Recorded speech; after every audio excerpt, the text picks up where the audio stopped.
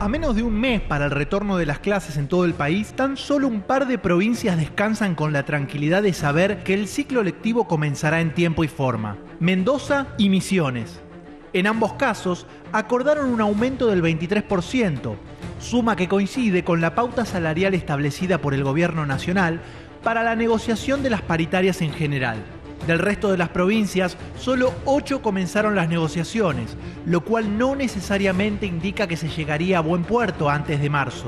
En la ciudad de Buenos Aires, por ejemplo, después de la primera reunión, los gremios ya amenazaron con un paro. Si es sobre la base de un aumento del 23%, que además va a ser en cuotas, desde ya ADEMIS claramente va a impulsar no solamente el no inicio del ciclo lectivo, sino un plan de lucha. La madre de todas las batallas parece ser, como siempre, la provincia de Buenos Aires. Venimos de un 2018 con 20 reuniones y 11 propuestas salariales rechazadas que derivaron en 29 paros. No confiamos en este gobierno. El hecho de que la paritaria del 2018 no se haya logrado cerrar predispone de muy mala manera el comienzo de las negociaciones para este año. Si no, vean ustedes mismos con el nivel de agresión que se dio la primera reunión de hoy a la tarde, que terminó con un cuarto intermedio y sin propuesta. No te importó nada la educación de los pibes. Decí la verdad, no te escondas más, te la pasás escondiendo. Este es el ministro de Educación de la provincia de Buenos Aires. A todo esto, en este 2019 se vota. ¿De qué forma incide el año electoral en la negociación paritaria docente? Bueno, ministro, bienvenido. Muchas gracias. Nunca son fáciles las reuniones, sobre todo las preliminares. No sé si habían llegado a la adjetivación explícita de esta naturaleza, o tal vez dice, sí, siempre fue así, entonces ya naturalizamos. ¿Cómo evaluamos esta reunión? Y la verdad que fue una reunión muy mala. ¿Por qué? Porque las paritarias, el proceso de paritarias puede ser más difícil, puede ser más fácil, puede ser que tenga mejor o peor resolución, pero lo que nosotros acabamos de ver acá es algo terrible, porque ustedes no pasaron todo el video. Después, esta persona, que es el secretario general de un gremio que se llama UDOCUBA, se para, ¿sí?, y dice muchas más barbaridades. Entonces, por más nerviosos que estemos, todos tenemos que guardar las formas. Los funcionarios, pero también los sindicalistas, porque este gremialista se supone que representa a docentes. Y lo que nosotros vemos cada vez más es que tenemos mucho mejores docentes que aquellos que los representan. Bien. Luciana. Hay actualización de la información. Después del cuarto intermedio, la reunión paritaria fue retomada. Está hablando ahora Mirta Petrosini de FEB, uno de los gremios docentes de la provincia de Buenos Aires. Hace ya unos 20 minutos que habla. Y la propuesta del gobierno de la provincia sería acompañar la inflación durante este año. Primero mensualmente durante el primer trimestre y a partir de ese trimestre cada 3 meses. Aumentos salariales que acompañen automáticamente, la inflación que el INDEC vaya determinando. Bien. Claro, permítanme antes meternos en los números. Todavía los gremios no han dicho que sí o no a esta propuesta y la propuesta todavía no ha sido analizada. Yo quiero hablar un poco de la reunión, después nos metemos, tenemos largo rato para hablar con el ministro. Quiero saber si es habitual, ustedes que escriben habitualmente sobre educación, si los ven a los gremios más beligerantes. Hubo claramente pérdida de poder adquisitivo. Los maestros perdieron, todos perdieron el año pasado, también y especialmente los maestros. ¿Cuántos puntos perdieron?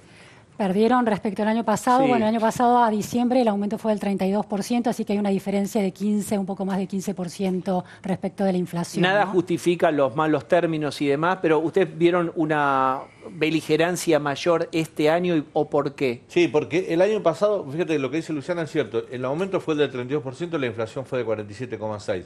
Pero en la provincia de Buenos Aires también hay que decir que hubo a ese 32% hay que agregarle una cuota material didáctica, un bono de 7.000 pesos y el presentismo, que para el gobierno de la provincia de Buenos Aires el presentismo forma parte del sueldo. Si incorporás todos esos ítems, el sueldo, que pues eran anabólicos del sueldo, el aumento fue del 38%.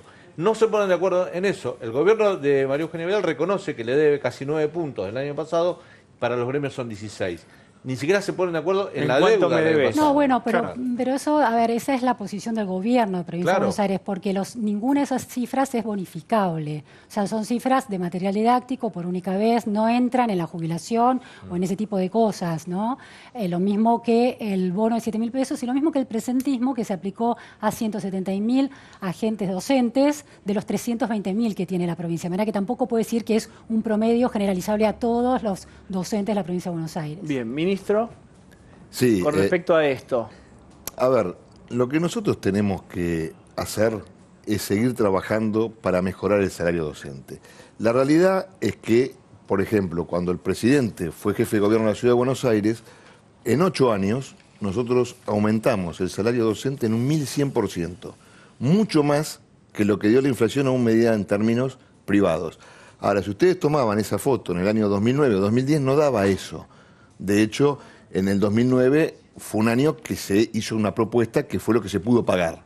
Entonces, arreglar todos los parches que tiene la educación, arreglar el salario docente, cuando ustedes ven en cada provincia lo que contienen los recibos docentes, es muy difícil arreglarlo, porque es verdad lo que dice Luciana, hay sumas no bonificables, hay sumas que se pagaron por única vez, hay sumas que se pagan todos los años y que no son bonificables, que no entran en la jubilación. También es verdad que con eso se salió de apuro y los gobiernos que lo dieron tienen su responsabilidad y también responsabilidad de quienes los aceptaron. Ahora, cuando ustedes dicen, bueno, pasemos todo eso a que sean remunerativo, bonificable, etcétera, es una millonada y el Estado no tiene bolsillos de payaso. Entonces, hay que trabajar en un plan para que en una cantidad de tiempo determinada los docentes puedan ganar lo que las provincias pueden pagar, pero que sea un salario digno, un salario justo. El año pasado, aún dándole razón a lo que está diciendo Luciana, en la provincia de Buenos Aires hizo un esfuerzo enorme, porque es verdad que no es bonificable, pero quien asistió todos los días a dar clase se llevó un 38% en el bolsillo. Entonces, eso es lo que hay que hacer, hay que trabajar con prospectiva. Bien, Tucu. ¿Cuánto debería cobrar para usted un docente en Argentina? Bien. Lo mínimo. No, a ver, esas son cifras que uno no puede elaborar así. Usted tiene a la vista los 24 distritos. ¿Sabe más o menos cómo son? Sí, ¿Cuánto debería ser? ¿Cuánto debería cobrar un policía? ¿Cuánto debería cobrar un bombero? ¿Cuánto debería cobrar un médico? Pero si no tenemos el horizonte hacia dónde vamos, no lo sabemos, por eso le pregunto cuánto debería ser. Tendría que cobrar, porque todo eso tiene que ver también con cómo es un docente, o qué trabajo hace un docente, qué trabajo hace un policía, qué trabajo hace un médico.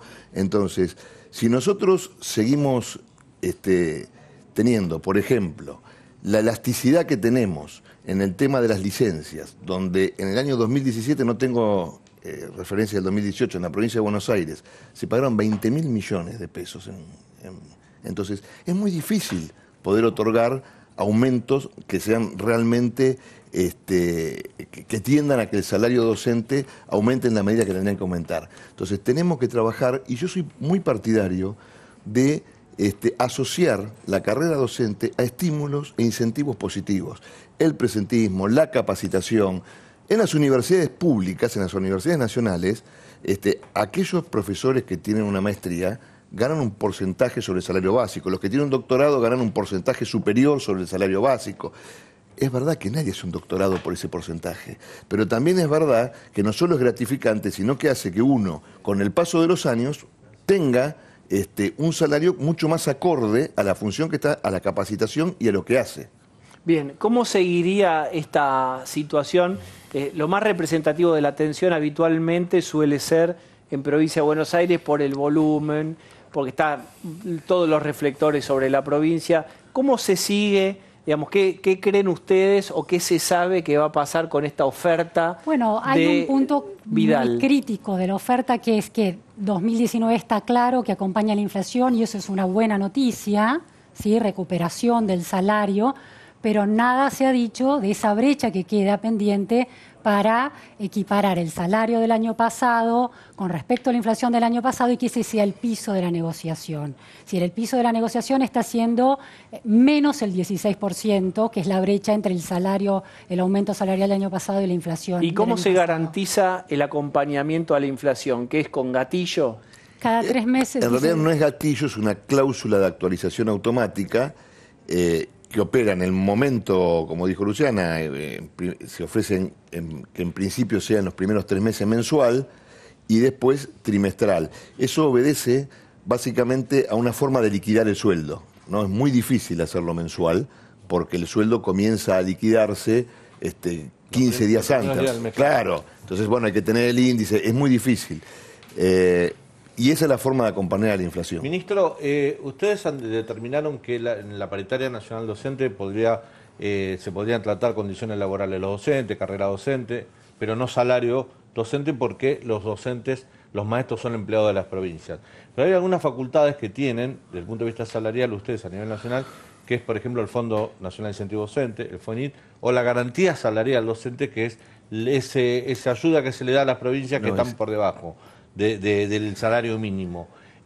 ¿Cómo se va a negociar esto con los gremios de representación nacional, caso CETERA, UDA? Nosotros los vamos a convocar la semana que viene, vamos a charlar con ellos. Yo soy partidario, así como dijo Luciana, de que todas esas sumas que no son bonificables vayan desapareciendo. Y pensé una cosa, el gobierno nacional devolvió a las provincias todos los puntos de coparticipación impositiva que el gobierno anterior les había quitado. Entonces, las provincias tienen que comenzar a hacerse cargo de cosas que, entre comillas, había tomado la nación, porque son potestad exclusiva de las provincias, como es la educación, como es la salud. Pero ¿cuál es un ejemplo de algo que hoy paga Nación y entonces por la coparticipación que se devolvió o se saldó, ahora deberían pagar una provincia? No, todo lo que hace a la educación, todo lo que hace a la salud, el Fondo Nacional de Incentivo Docente se creó en un momento, es decir, ¿qué hacía el gobierno anterior? Le quitaba muchos puntos de coparticipación, que era un montón de dinero a las provincias, y le daba en forma de limosna algunas obras de infraestructura, el Fondo Nacional de Incentivo Docente. O una ATN. Sí, bueno, aporte del Tesoro Nacional. Las ATN van a los municipios, ¿no? Sí, van para los municipios, pero estaban dentro de los paquetes que se negociaban con las provincias. Entonces, de hecho, justamente ese Fondo Nacional de Incentivo Docente no bonificable porque el Estado Nacional no puede pagar salarios. Yo no puedo transferir a una provincia gastos corrientes. No puedo. Si lo hiciese, violaría la ley. Muy bien. Pero el FONIT tiene una ley, perdóname que no nos pongamos, yo pido, si se ponen hipertécnicos... No es parte del básico, por eso no puede ser remunerativo bonificable, porque yo no puedo pagar sueldo. Está bien, pero se actualiza. Esa era la pregunta. ¿Ustedes van a negociar una actualización para este año? No. ¿No? No. La lógica es que ese Fondo Nacional de Incentivo Docente vaya quedando así y vayan absorbiendo las provincias aquellos que pueden pagar. Me parece que entonces ya ahora entendí que no lo van a actualizar, lo van a contra la inflación se va extinguiendo. Te devolvimos los puntos de la coparticipación. Ahora no me pidas que te actualice estos fondos. ¿Es eso? Eso pasa con los subsidios que pagaba el Estado Nacional, en otras áreas, y pasa con todo. De hecho, para que ustedes se den una idea, 2018 cerró con 20 de 24 provincias superhabitarias. Es decir, tienen superávit las provincias. Entonces, estamos asistiendo a un Estado Nacional que ha enflaquecido porque le devolvió a las provincias lo que legítimamente las provincias les correspondía. Pero entonces, no es solo devolver el dinero, sino además que las provincias con eso se tienen que ir haciendo cargo de aquello que se tienen que hacer cargo. Que está establecido en la Constitución Nacional, por otra parte, no es que yo lo inventé. ¿Tenías algo, Tucu? Sí. ¿Cómo lo ve usted que ahora está sentado afuera a la negociación en Provincia de Buenos Aires? ¿Cómo era cuando a usted le tocaba estar mano a mano y lo ve ahora lo que sucede? Ahí está. ¿En qué sentido? No? A usted le tocó estar y negociar con esta gente. ¿Es de la misma forma? ¿Lo ve que está más beligerante? ¿Hubo algún cambio? No, a ver, realmente esto que pasó hoy fue bochornoso, ¿no? Pero bueno, como dije antes, yo fui encargado durante muchos años en la ciudad de Buenos Aires, después fui ministro en la provincia y también negocié las paritarias. La provincia es diferente, porque en la provincia hay ley de paritarias, en la ciudad no. Entonces yo trabajaba con el ministro Lacunza, con el ministro Villegas. Hubo paritarias que fueron un poco más sencillas, otras que fueron un poco más difíciles.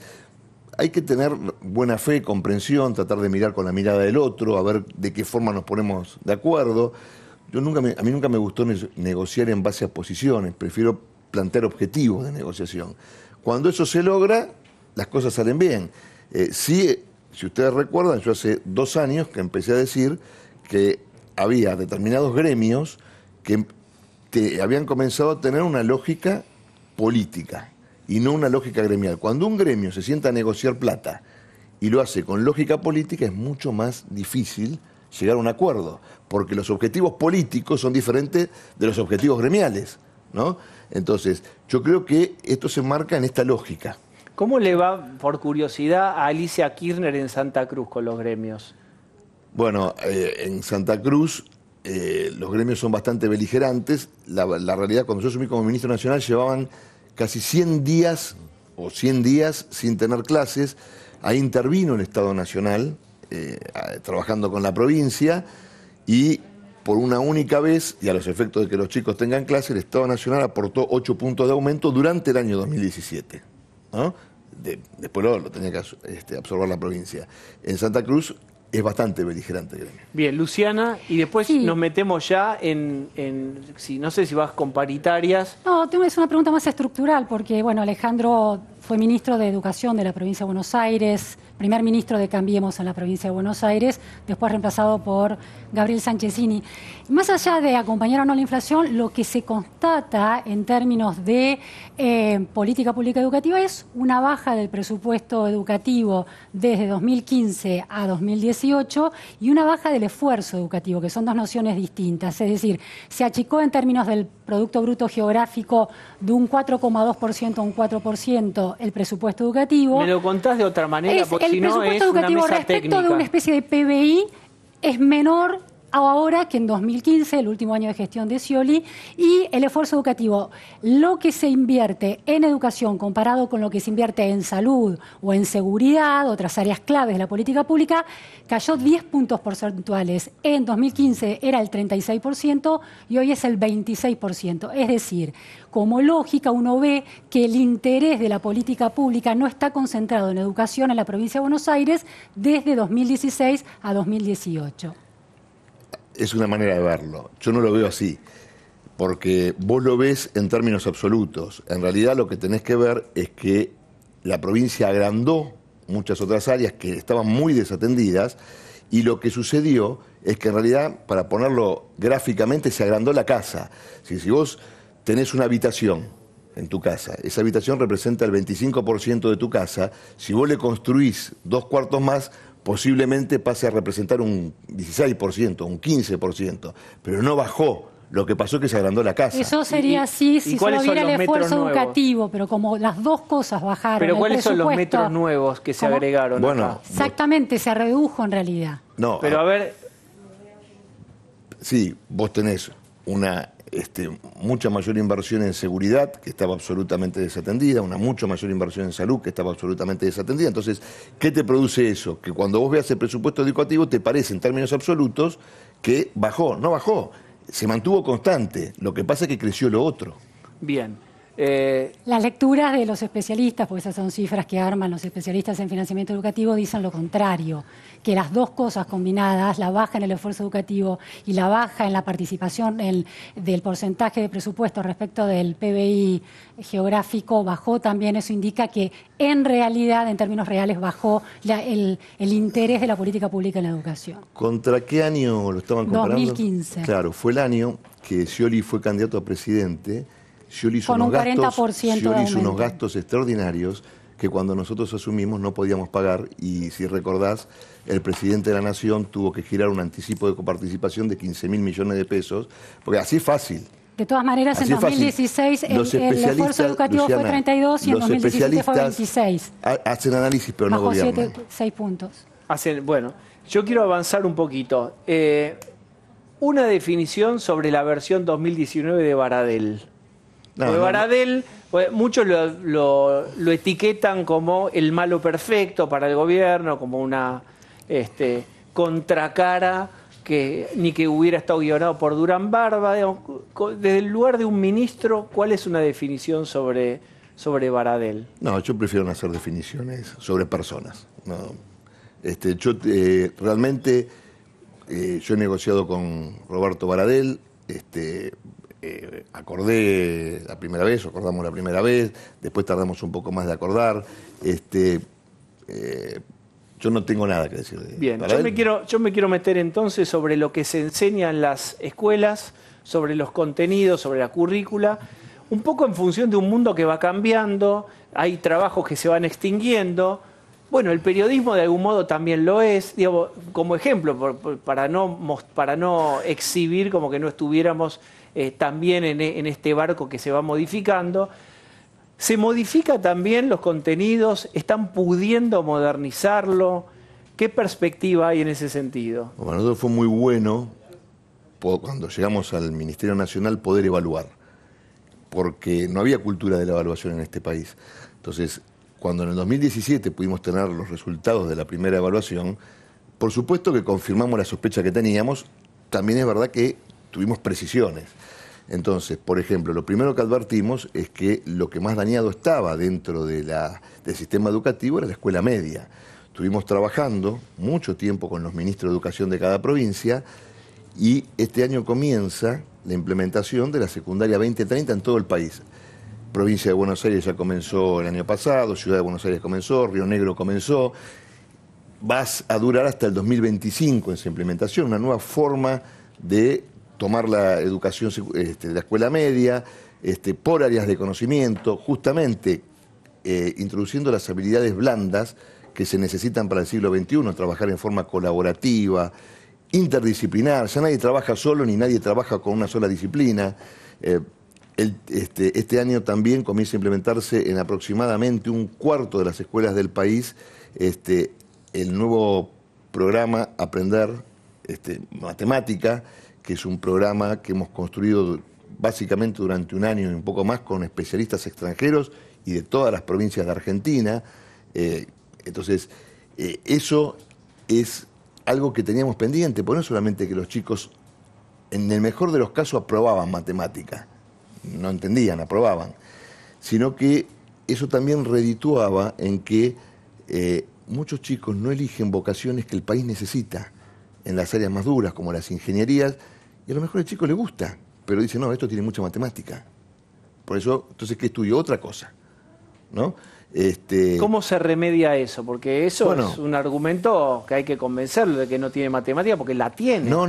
Lo que estoy diciendo es que justamente como los chicos odian las matemáticas, sí, entonces no eligen las carreras. Este nuevo plan de aprender matemática tiene que ver con sacar la matemática del pizarrón y llevarla a la vida.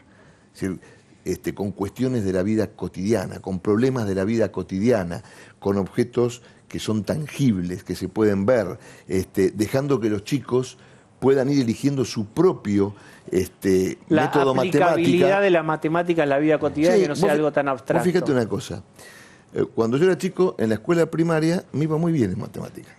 Y cuando entré secundario me iba muy mal en matemática, ¿no? Claro, cuando vos sos chico en la escuela primaria, ¿qué ves? Ves todas cosas que se relacionan con la vida. Aprendés la regla de 3 simple, entonces si querés ir a comprar facturas y la docena vale tanto y vos querés comprar 5, tenés que hacer una regla de 3 simple.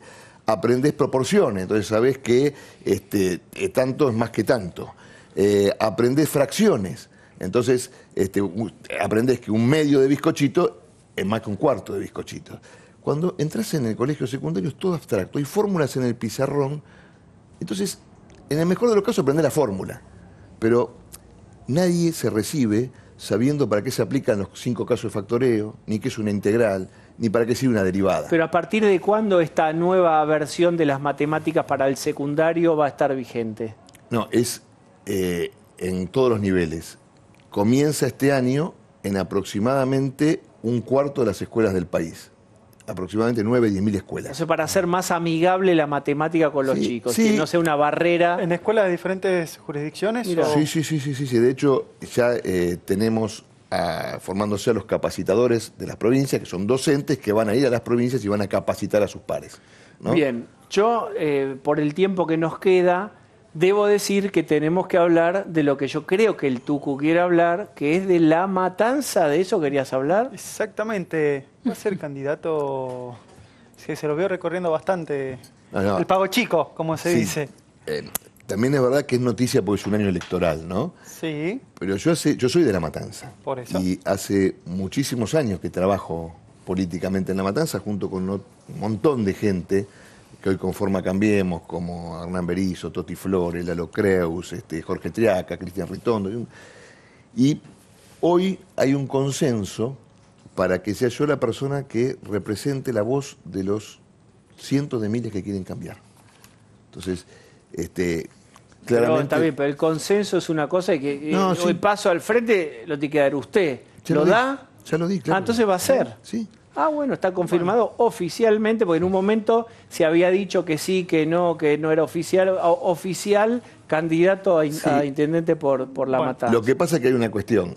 Según nuestra ley, uno puede hacer campaña, ¿sí?, determinado tiempo antes. Entonces, yo lo que estoy haciendo hoy no es distinto de lo que hice en el año pasado, 2017, 2016. Es exactamente lo mismo. Entonces, cuando llegue el momento de la campaña, vamos a estar en modo campaña. Ahora, mientras tanto, me preocupa que empiecen las clases en las provincias, mientras tanto me preocupa arreglar la paritaria con los universitarios. Yo puedo hacer trampa y decir, ¿y qué tal le parece, cómo están las escuelas de Magario?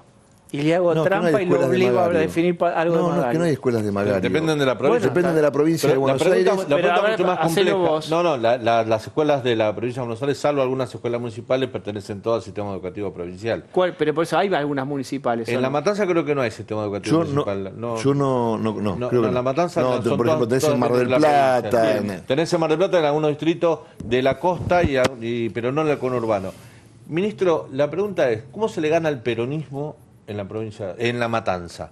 En la provincia de Buenos Aires ya lo hizo María Eugenia Vidal. ¿Cómo se le gana? O Cambiemos, le puede ganar al peronismo en La Matanza, un bastión desde el 83 para acá y antes también, y que están invictos. Trabajando mucho y trabajando con la gente. Pero trabajando con la gente no significa una entelequia, el pueblo, no. Con las personas de carne y hueso. Y llevando adelante las aspiraciones de cada una de esas personas, de Juan y de Claudia. ¿Sí? ¿Y usted insistiría con la división de La Matanza? Lo digo porque muchos dicen que el tamaño es un problema. Claro. Por ejemplo, la provincia de Buenos Aires debería ser dividida porque es ingobernable. Digamos, hay mucha teoría al respecto. ¿La Matanza también como miniatura de la gran provincia de Buenos Aires debería ser dividida? Yo voy a estar de acuerdo con dividir La Matanza solamente cuando haya un proyecto de división que garantice que cada una de las personas de La Matanza, cuando se divida, por lo menos van a vivir un poco mejor. O sea, si vamos a crear un municipio rico, uno más o menos, y dos municipios... Muchos dicen Ramos Mejía tiene más dinero, de otros... Claro. Si vamos a crear un municipio rico, un municipio más o menos, y dos municipios muy pobres, yo no estoy de acuerdo. Bien, ¿y entonces cómo se definiría? No, a ver, exactamente. ¿Usted impulsaría este proyecto? El proyecto que está a mí no me gusta. El proyecto que está a mí no me gusta. ¿Lo modificaría? Porque sí, pero hay que ver cómo se modifica. Y cuando uno piensa en una partición de un municipio, como en cualquier política pública, lo que tiene que ver es si hecha esa política pública, la gente vive mejor. Si la respuesta es que la gente va a vivir peor, entonces no hay que seguir con esa política pública. Usted dijo que hay un consenso dentro de Cambiemos para que usted sea el candidato. Sin embargo, Miguel Saredi, debe conocerlo quién es. Contamos quién es. Es un legislador referente de Cambiemos en La Matanza y que él es un histórico que quiere ir contra Magario y demás. Y lo que dijo en las últimas horas es, si Finocchiaro va a venir y va a hacer campaña, que renuncie al ministerio y que se ponga al frente de la campaña. Si quiere ser candidato, que se aboque a hacer eso. Creo que es concejal, Miguel Saredi. ¿No? Es concejal, pero, a ver, la verdad que yo hace mucho que no lo veo, pero por lo que entiendo, él no está en nuestro espacio ya. Ya no es más de Cambiemos. Y por lo que entiendo, no. Él, de hecho, se ha ido del bloque de Cambiemos. Hace propaganda con un color distinto. Digo, no, entonces... O sea, no va a tener ni siquiera interna con él. Respeto su opinión, como respeto a la opinión de cada persona, pero... ¿No tendría una interna entonces con él, por ejemplo? No está en nuestro espacio. Es difícil. Es como tener una interna con Magario. Bien, vamos cerrando. ¿Cómo le dan las encuestas en La Matanza? Porque Cambiemos no hace nada sin encuestas sobre la mesa. No, yo no hago encuestas. Pero Cambiemos sí. Pero no. Mirá, Luciana, yo no las miro las encuestas.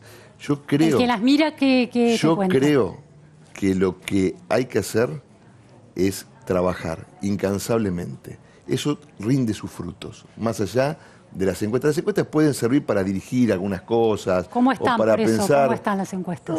No, la verdad que no miro encuestas. Las voy a mirar cuando las tenga que mirar. no ahora.